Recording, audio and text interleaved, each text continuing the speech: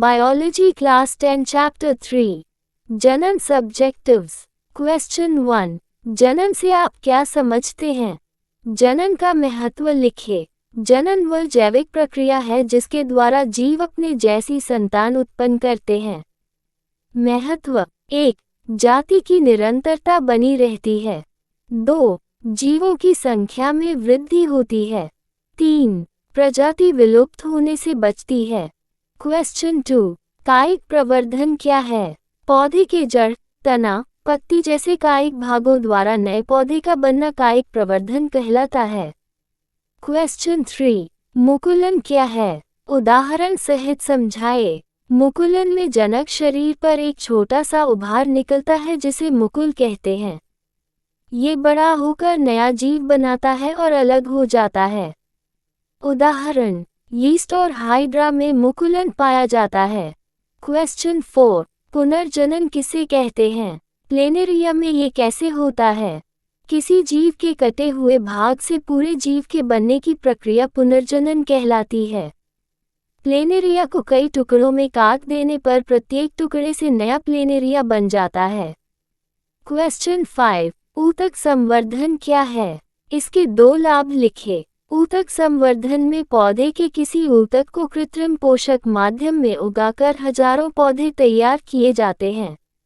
लाभ 1, कम समय में बहुत सारे पौधे मिल जाते हैं।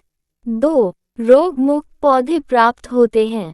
क्वेश्चन 6, पुष्प के नर और मादा भागों के नाम लिखें।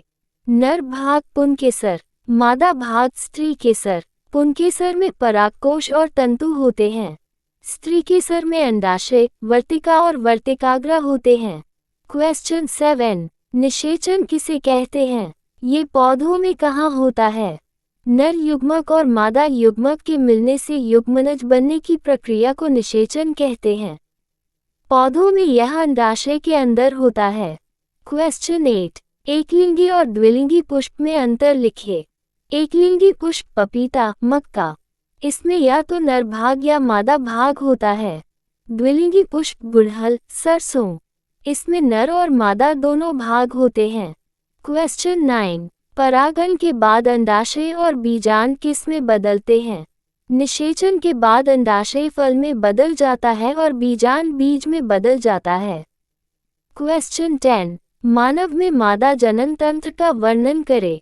मादा जनन तंत्र में अंडाशय, अंडवाहिनी, गर्भाशय और योनि होते हैं। 1, अंडाशय, इसमें अंडाणु बनते हैं और एस्ट्रोजन हार्मोन निकलता है। 2, अंडवाहिनी अंडाणु को गर्भाशय तक ले जाती है, यही निषेचन होता है। 3, गर्भाशय भ्रूण यही विकसित होता है। 4, योनि, शिशु जन्म के समय इसी से बाहर आता।